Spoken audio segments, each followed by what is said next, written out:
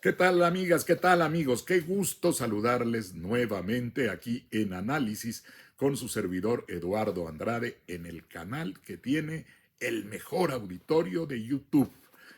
Ese auditorio que conforman ustedes, a quienes les agradezco, no solo que estén al pendiente de estos mensajes, sino que me envíen, como lo hacen, una gran cantidad de comentarios, de ideas, de apoyos.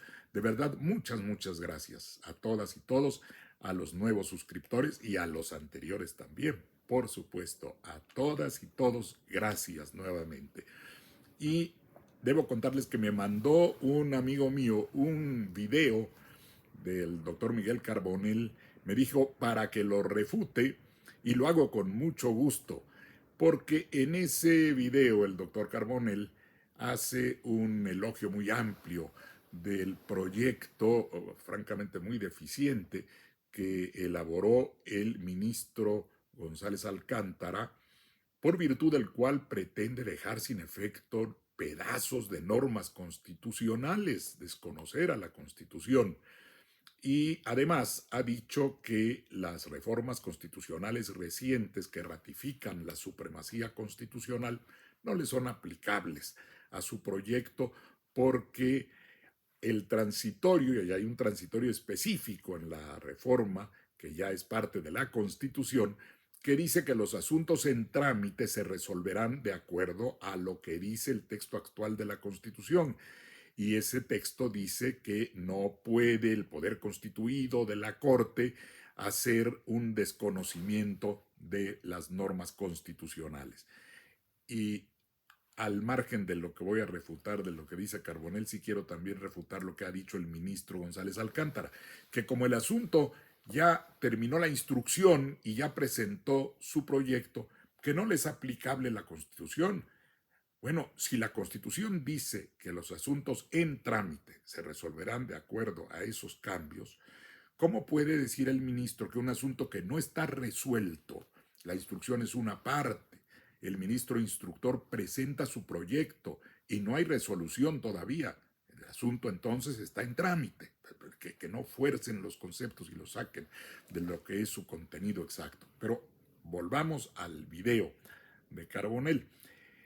Él empieza por referirse a esos cambios que se han hecho en la Constitución para fortalecer, para ratificar la supremacía constitucional, diciendo que se trata de una supremacía tramposa. ¿Cómo puede decir que es tramposo un concepto que existe desde hace mucho tiempo en la teoría constitucional?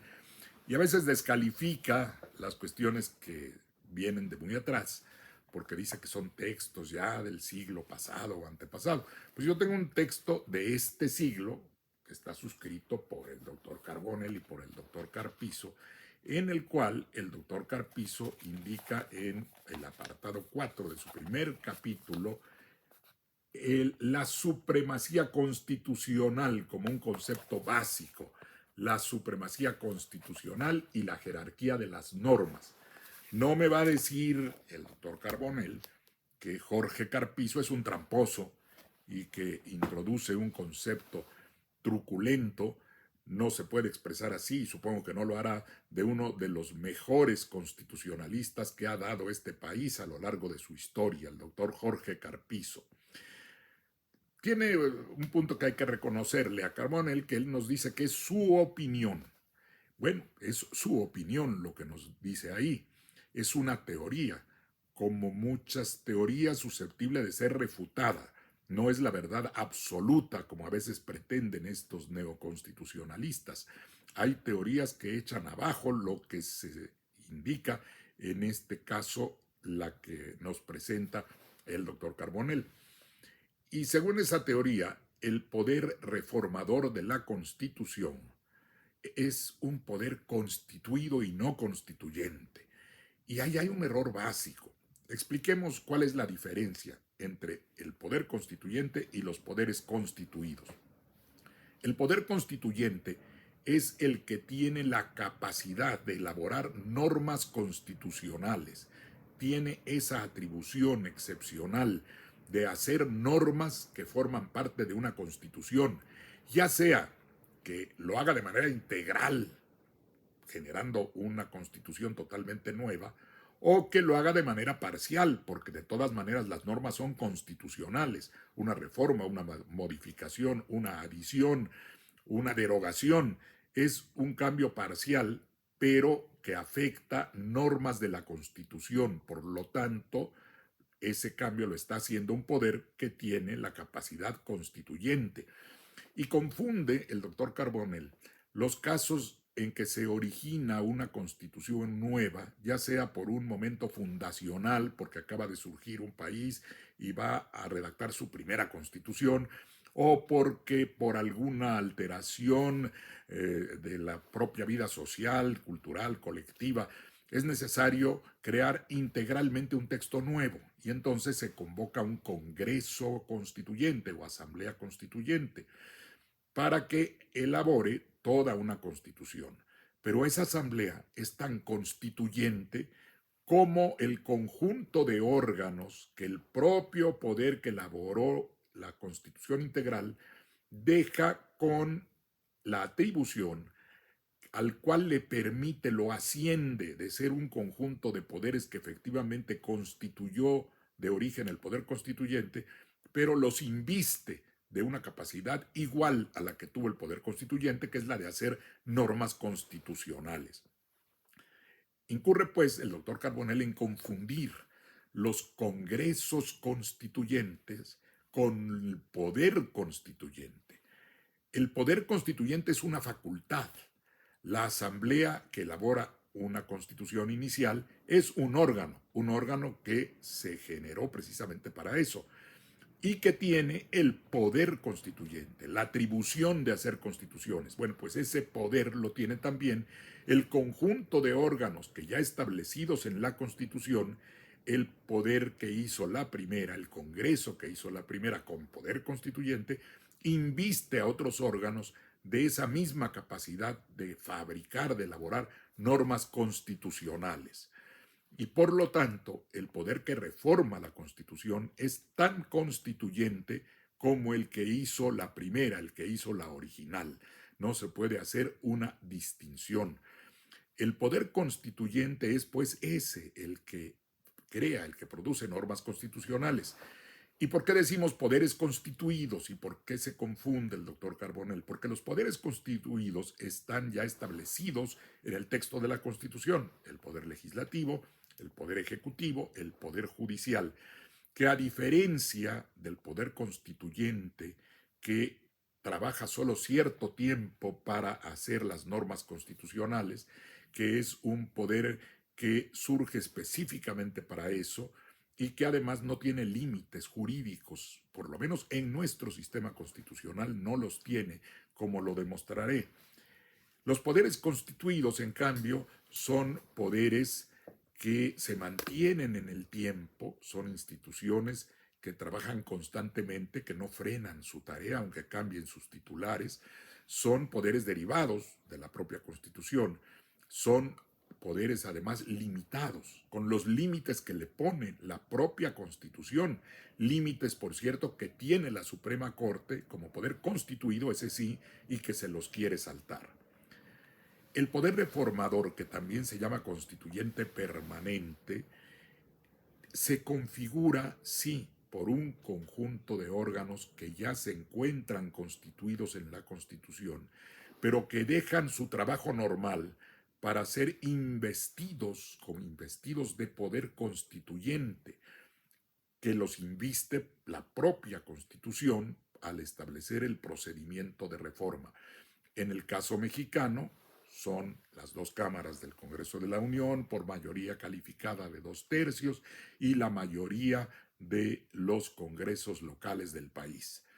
Ese conjunto, ese complejo orgánico, como yo le llamo en mi texto de Derecho Constitucional y Teoría de la Constitución, por cierto, que no es del siglo ni antepasado ni pasado, tiene 1 año y medio de haber sido publicado. Así es que también le recomendaría al doctor Carbonell que le eche un ojo para que vea que hay derecho constitucional actual que no está de acuerdo con las teorías que él sostiene. Bien, después de este mensaje comercial, regreso a lo que estaba yo diciendo, que era que esa diferencia entre los poderes constituidos y el poder constituyente se mantiene, aunque el poder reformador o poder constituyente permanente esté integrado por órganos que existen efectivamente constituidos, pero el complejo orgánico, es decir, el conjunto de órganos que a los que se les da la capacidad de hacer constitución, esos órganos trabajan solo el tiempo necesario para esa finalidad y no tienen ningún límite porque no se lo pone nuestra Constitución. Por eso son también poder constituyente, aunque esté ese poder constituyente que es, como digo, la atribución, no la naturaleza del órgano. Una cosa es el Congreso Constituyente original, que es constituyente porque tiene poder constituyente, pero igual poder constituyente tiene ese conjunto de órganos que pueden cambiar la Constitución. Bueno, dicho esto y aclarada esa confusión, vamos al siguiente punto de lo que nos plantea el doctor Carbonell. Dice que el poder constituyente permanente o poder reformador de la Constitución tiene límites y que nos va a explicar cuáles son esos límites. Y el primero que nos dice es el del orden internacional. Momento, el orden internacional no es un límite a la capacidad decisoria, a la soberanía popular que tiene todo pueblo. Ese orden internacional no es algo abstracto, no es algo que surgió de una nube, es el producto de los pactos entre los estados soberanos que son iguales y que tienen la misma soberanía para comprometerse, y sí se comprometen en esos tratados, limitan en cierta medida su soberanía, pero no la ceden para siempre, no la enajenan. Está prohibido en nuestra Constitución la enajenación de la soberanía popular, está prohibida. ¿Qué dice nuestra Constitución en su artículo 39? Que la soberanía nacional reside esencial y originariamente en el pueblo y que éste tiene el inalienable derecho, es decir, no lo puede vender, no lo puede regalar, no lo puede entregar, el inalienable derecho de alterar o modificar la forma de su gobierno. De modo que el orden internacional es el producto de los pactos, de las normas que convienen los países entre sí. Y esos pactos pueden cambiar. Esos pactos no son eternos.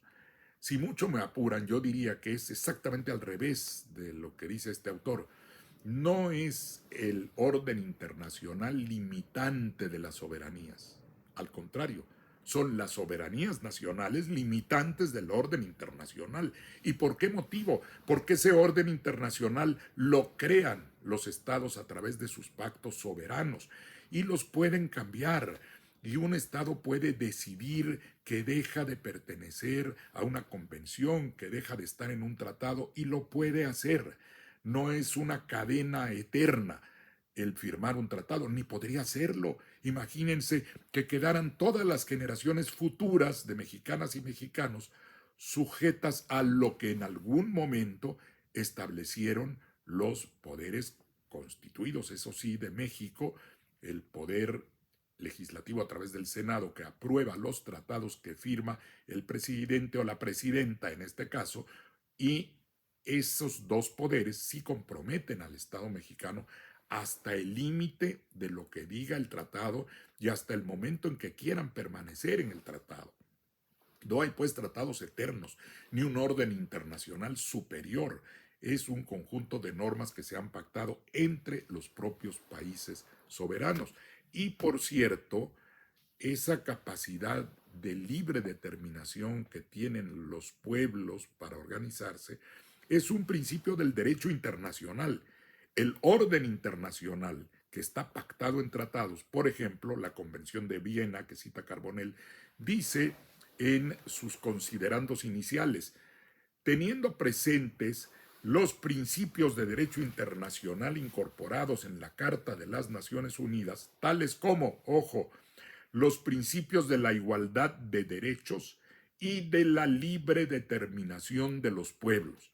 El derecho internacional, el orden internacional está pues basado en la libre determinación de los pueblos. Además, se reconoce la igualdad soberana y la independencia de todos los estados. Ahí está muy claro la Convención de Viena, que se cita para otros efectos que rebatiré. Esa Convención de Viena tiene como primer sustento la idea de la libre determinación de los pueblos. Y los pueblos, en ejercicio de la libre determinación, entran o salen de los tratados. La mejor prueba es el llamado Brexit. El Reino Unido de la Gran Bretaña estaba unido por un conjunto de tratados a la Unión Europea. El pueblo británico en un referéndum decidió que se quería salir de esos tratados. Pues se salió. Y se salió porque la soberanía de ese pueblo limita ese orden internacional o condiciona ese orden internacional. Entonces, que no nos salgan que la soberanía de nuestro pueblo tiene como límite un orden internacional. Es más, un tratado de derechos humanos, ya no solo la Convención de Viena, el Pacto Internacional de los Derechos Civiles y Políticos, nos dice en su artículo número 1, todos los pueblos tienen el derecho de libre determinación.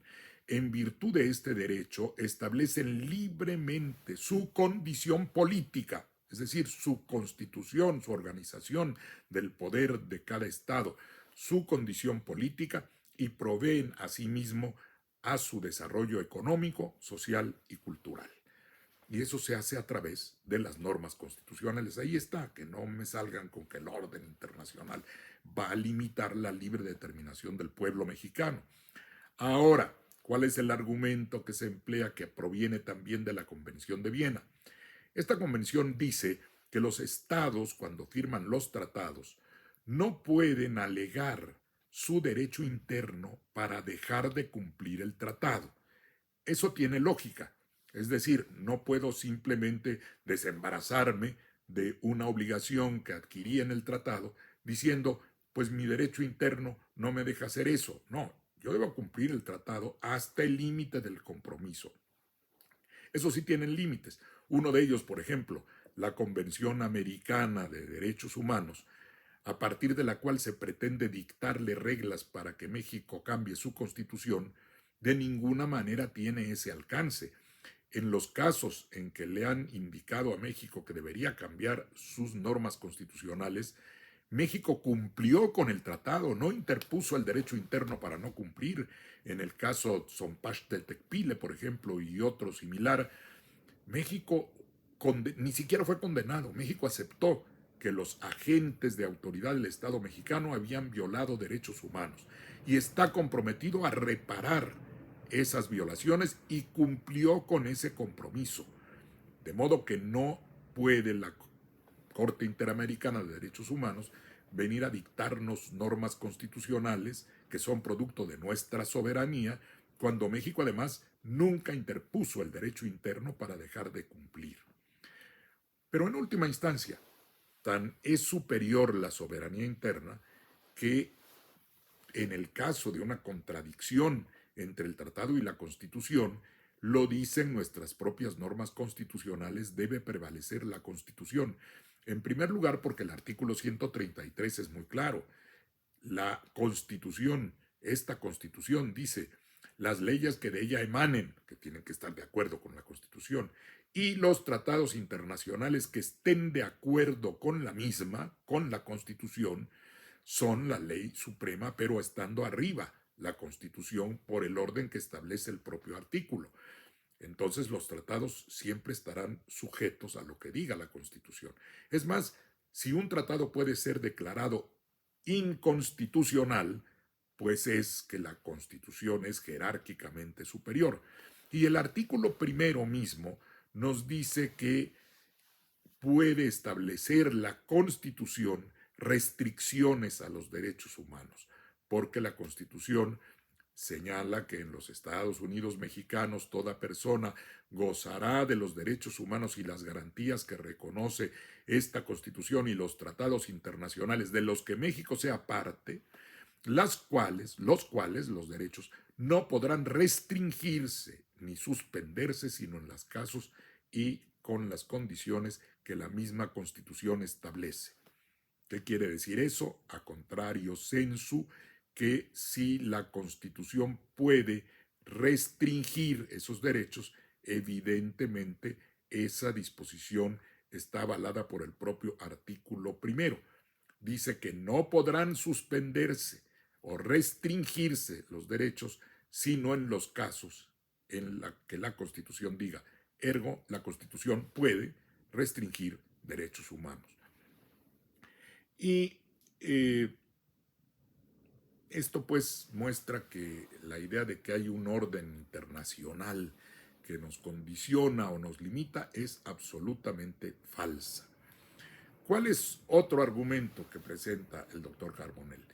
Dice que hay límites implícitos. A ver, ¿qué cosa es un límite implícito? Implícito es lo que no está explícito, lo que no está puesto claramente en una norma, no está en ningún instrumento que diga que no se puede hacer determinada cuestión en materia constitucional.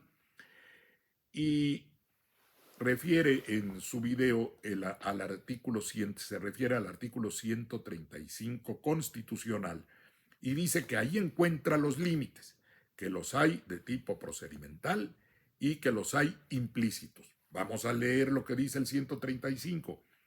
La presente Constitución puede ser adicionada o reformada.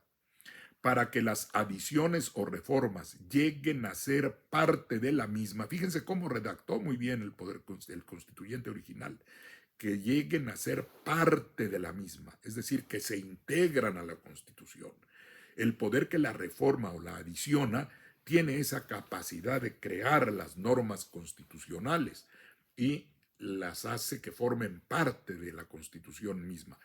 Para ello se requiere que el Congreso de la Unión, por el voto de las 2/3 partes de los individuos presentes, acuerden las reformas o adiciones y que éstas sean aprobadas por la mayoría de las legislaturas de los estados y de la Ciudad de México. Dice el doctor Carbonell que ahí hay límites procedimentales. No, se equivoca, no son límites procedimentales, son requisitos procedimentales, porque no están limitando nada, están generando un cauce, no están poniendo un valladar, por el contrario, están diciendo cómo se hace, cuál es el procedimiento para hacer esas normas. Pero ahí acaba el artículo 135, donde ya he buscado y buscado y buscado, ¿dónde estarán esos límites implícitos? Porque no los veo. Algo debe tener, pues no sé si mi mirada o la Constitución, que no alcanzan a ver esos límites implícitos, no están ahí.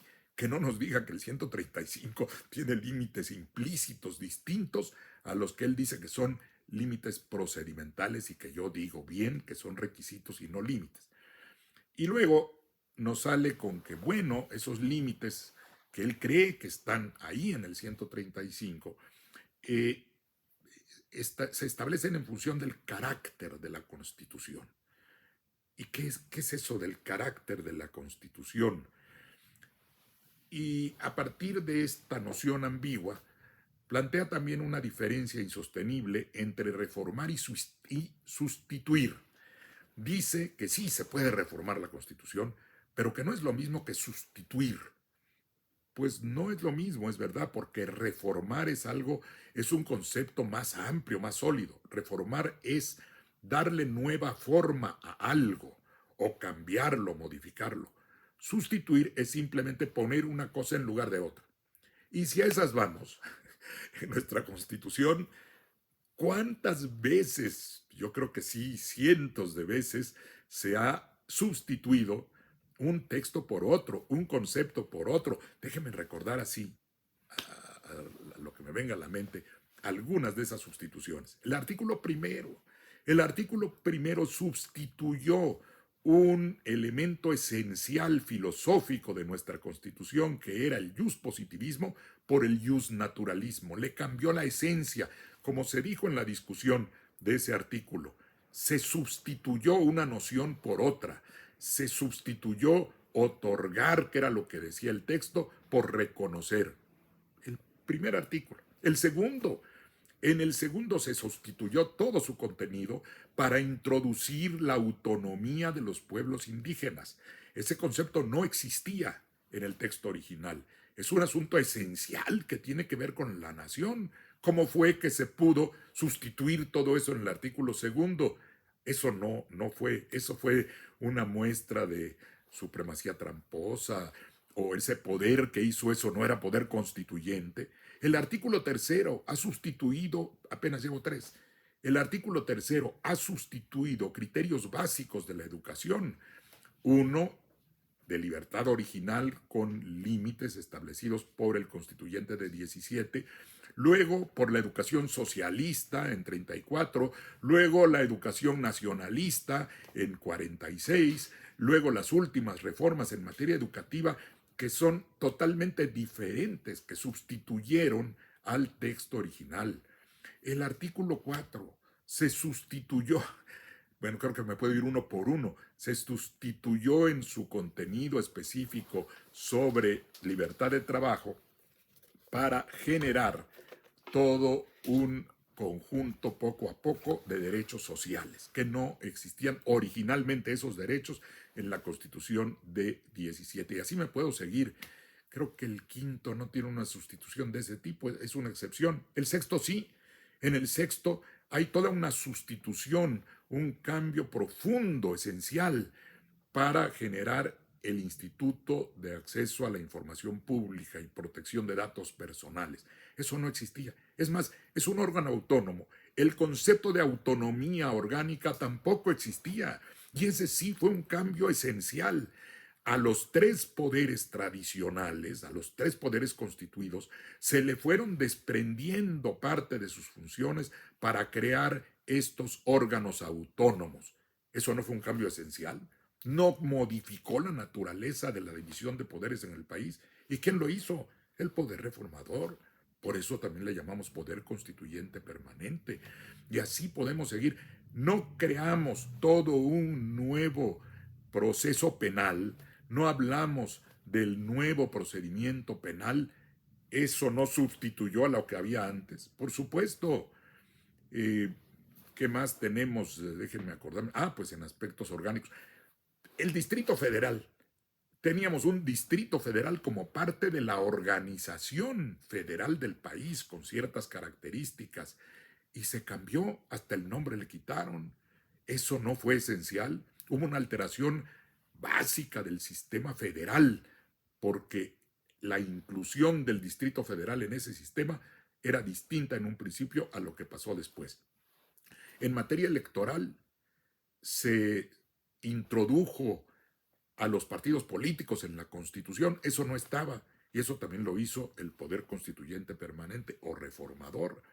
Se cambió el sistema electoral de base. Entramos a esa combinación con el sistema de representación proporcional que había sido rechazado completamente por el constituyente original de Querétaro. Bueno, se cambió. Y eso cambió aspectos esenciales de la manera como se elige a nuestros representantes. Y cambiamos la calificación electoral. Teníamos un sistema de autocalificación que hacían las propias cámaras de la elección de sus miembros para ir a uno de heterocalificación. Sustituimos la autocalificación por la heterocalificación. ¿Eso no es sustitución? ¿Quién hizo eso? Lo hizo el poder reformador de la Constitución. Y podemos seguir avanzando en el poder ejecutivo. Ya vimos cambios esenciales en el poder legislativo. En el poder ejecutivo se transformó su primigenio sistema de nombramiento y remoción libre de los secretarios de Estado por uno que limitó el poder del presidente y que le hace acudir al Senado para que se apruebe la designación del secretario de Relaciones Exteriores y a la Cámara de Diputados para que se apruebe al secretario de Hacienda. Eso tampoco existía. Y eso es una modificación esencial en las funciones del Poder Ejecutivo y un rasgo parlamentario que se introdujo en nuestro sistema puramente presidencial. El Banco de México, la autonomía del Banco de México, ¿eso estaba en la Constitución de 17? Por supuesto que no. y constituye también una institución básica del sistema jurídico de nuestro país. Esa fue una sustitución, la idea de un banco central que no era autónomo por uno que es autónomo. La Comisión Nacional de los Derechos Humanos no fue también un cambio que sustituyó una parte de lo que le correspondía. Ya me voy a pasar aquí horas y horas, me puedo pasar horas diciendo todo lo que se ha sustituido y apenas voy. Bueno, en el Ejecutivo ya dije, el judicial, pues no acabamos de hacer un cambio también, antes el de 21, al Poder Judicial, modificamos la manera como se dicta la jurisprudencia, le metimos los plenos regionales que no existían como órganos constitucionales, no se cambió ahí esencialmente mecanismos que afectan al Poder Judicial, pues por supuesto que se cambió y se modificó el sistema de responsabilidades. Era uno en la Constitución de 17 cuando había delitos oficiales y delitos comunes y lo cambiamos para introducir el juicio político en la época en 1983. Eso fue una sustitución también. ¿Quién la hizo? El poder reformador de la Constitución. Ya está. Es que ya quiero frenar porque es demasiado, me está llevando demasiado tiempo, pero es que cada parte de la Constitución ha sido modificada.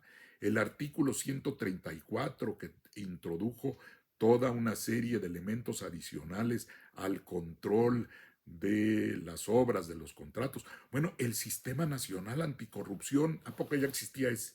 Incluso se sustituyó totalmente el contenido de un artículo para introducir en la Constitución algo que no existía. Miren, ahorita fue un recorrido así rápido y vean todo lo que encontré nada más de revisar mentalmente la Constitución. Si le pongo lupa y me pongo a leerla, pues nos pasamos aquí varios días viendo cada cosa que se ha sustituido a lo largo de del tiempo, lo que se ha sustituido en la Constitución. La Fiscalía General tampoco existía. Organismo autónomo que sustituyó a la antigua Procuraduría. Bueno, hasta ahí, pero es la mejor prueba de que lo que nos está diciendo Carbonell es absolutamente falso. ¿Qué es eso de que no se puede sustituir? Se puede reformar, pero no se puede sustituir. Ya, no digo más, creo que quedó más que aclarado ese punto. Luego se pasó a una cuestión que contiene el proyecto del ministro González Alcántara, que nada tiene que ver con lo jurídico, que dice que lo que pasa es que son muchos órganos los que se tendrían que elegir y que eso es impráctico y que ese no es el tema que tiene que atender el ministro, si es práctico, si no es impráctico, si son pocos o son muchos. En la última elección, en las elecciones que fueron simultáneamente elección federal y locales, se renovaron 20,000 cargos, 20,000 cargos, desde la presidencia de la República, pasando por las cámaras federales, los congresos locales, gubernaturas de los estados, ayuntamientos, hasta regidurías, puestos. 20,000 se renovaron. ¿Y qué pasó? Y pensemos además que ese es el número de cargos, pero ¿cuántos candidatos hubo? Vamos a decir por lo menos 3, había 3 a la presidencia, vamos a decir que en cada caso hubiera habido 3 en promedio, 60,000 candidatos, y se pudo manejar, ¿no? Entonces que no nos salgan que 1,000 y pico de puestos y que cuantos sean, póngale también por 3 o no, porque algunos son solo 2, que fueran 3, ¿no? Serían como 3,000 candidatos. ¿Eso qué tiene que ver con los otros 20,000? No se pudo hacer lo otro, claro que se pudo, que es un poco distinto, sí, pero tienen las capacidades técnicas el Instituto Nacional de Elecciones para poder, ¿cómo se llamará? Porque creo que todavía es Instituto Nacional Electoral, pero va a tener su cambio también. Bueno, pues ahí está la prueba que ese tampoco es un argumento, no lo es jurídico, pero tampoco tiene que ver con el mundo fáctico, real. Por lo tanto, no son parte, ese proyecto es un proyecto que contiene recomendaciones logísticas, pero no resoluciones judiciales. Otro aspecto que toca el doctor Carbonell es el de la carrera judicial. Dice que hay que salvar la carrera judicial, y que esa es la manera como se elige mejor porque se atiende a los méritos, a los conocimientos de los juzgadores. Pero luego reconoce que los ministros y ministras de la Suprema Corte, como ocurre en prácticamente todos los tribunales supremos en el mundo, no provienen de una carrera judicial. Y eso quiere decir que no tienen méritos, que no tienen conocimientos. Quiere decir que hay distintos modos de evaluar esos méritos y esos conocimientos, que no es únicamente a través de mecanismos cerrados, como es el de la carrera, o ha sido el de la carrera judicial en nuestro país, de un sistema de cooptación, un sistema endogámico, se dice, entre los mismos que forman el Poder Judicial, se van creando las condiciones de ascenso bajo unos criterios que se repiten una y otra vez, bajo los controles de personas que deciden por sí y ante sí quién sube, quién baja. Es un procedimiento con muchas fallas, entre otras incluso la de que puede haber trampas, ahí sí, puede haber corrupción, como el descubrimiento que se ha hecho de la venta de los exámenes que se aplican para los ascensos. De modo que esas fallas, esos defectos que existen en el sistema de carrera judicial para designar jueces y magistrados, se pueden cambiar mediante otro método que también evaluará méritos y conocimientos a partir de la postulación de las personas que vayan a la boleta y del análisis que el electorado tan menospreciado por estos teóricos, que el electorado puede hacer sobre lo que considere que es un mejor perfil de juzgador. Entonces, reconozcamos, como lo dice el propio Carbonell, que la carrera judicial no es el único medio para reconocer méritos y conocimientos y que incluso los que juzgan en el nivel más alto no tienen por qué venir de la carrera judicial. Pero otra falsedad, la carrera judicial no desaparece.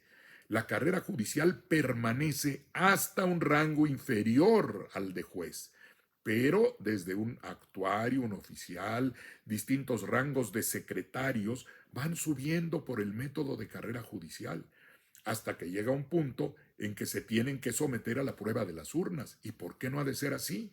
El que ha llegado a un alto nivel de secretario, es más, incluso el que no ha llegado a ese nivel, a lo mejor está todavía en un nivel inferior, pero tiene muchas capacidades y lo puede demostrar y va a una elección y la gana. Entonces, que no me digan que se salva la carrera judicial. La carrera judicial sigue existiendo. Lo que pasa es que llega hasta un punto a partir del cual ya se exige otro tipo de evaluación, como también existe y está reconocido por el propio doctor Carbonell, en ámbitos como el de las altas cortes internacionales, incluida la nuestra. Luego dice que el método de elección puede afectar la independencia. ¿Por qué se ha de afectar la independencia del Poder Judicial? Por el hecho de que cambia el mecanismo de la designación de sus integrantes. Es más, hay unos, se llaman principios que emitió la ONU, que no tienen el carácter de tratado internacional, pero que son principios relacionados con la independencia judicial. En esos principios, que si los lee con cuidado el doctor Carbonell se enterará, ahí abre la posibilidad de que los juzgadores sean designados por procedimientos administrativos o elegidos. O sea que la elección no está excluida, incluso en el ámbito de criterios de carácter internacional, no está excluida de los métodos que pueden dar lugar a nombrar a un juzgador y por lo tanto no tienen por qué afectarle su independencia. También dice que en ninguna parte del mundo se usa ese método de elección. Con cierto desprecio hace una alusión indirecta a Bolivia, pero creo que no sabe, no le han dicho, o sí sabe, pero lo oculta, que en Japón, porque en una parte dice que países más evolucionados no recurren a ese método. Japón recurre al método de las urnas, a la ratificación popular de sus mayores jueces en el ámbito más alto del Tribunal Supremo de Japón. Le da intervención al pueblo, como que los más evolucionados no hacen eso. Pues claro, ahí está Japón. Los propios Estados Unidos lo hacen hasta nivel de sus órganos máximos en cada uno de los estados. No en todos, son como 26. Bueno, 26 estados de la Unión Americana eligen a su órgano supremo en materia judicial mediante la elección popular. Entonces tampoco puede descalificarse ese sistema por decir que afecta la independencia. Y ahí están las pruebas que estoy aportando. Déjenme ver cómo termina esto, porque también luego dice que, bueno, ya dije lo de Japón. Ah, que uno de los méritos, ya les prometo que ya casi acabo, uno de los méritos que tiene, dice el proyecto del ministro González Alcántara, es que separa la elección que sí procedería para los ministros respecto de la que no procedería para jueces y magistrados. ¿Y con qué criterio se hace eso? Si es válida la elección para ministros, es válida para todos. O si la elección descalifica totalmente a quienes van a llegar a los puestos, entonces tendría que, eliminarse en todos los casos. No hay pues congruencia en ese proyecto, que dice también como justificación política que bueno, la Corte se puede entender por el grado de choque, que déjenme ver si tengo la manera exacta, se me va un poco la frase que usa, el deterioro de la relación entre los poderes, porque ha habido descalificaciones, etcétera.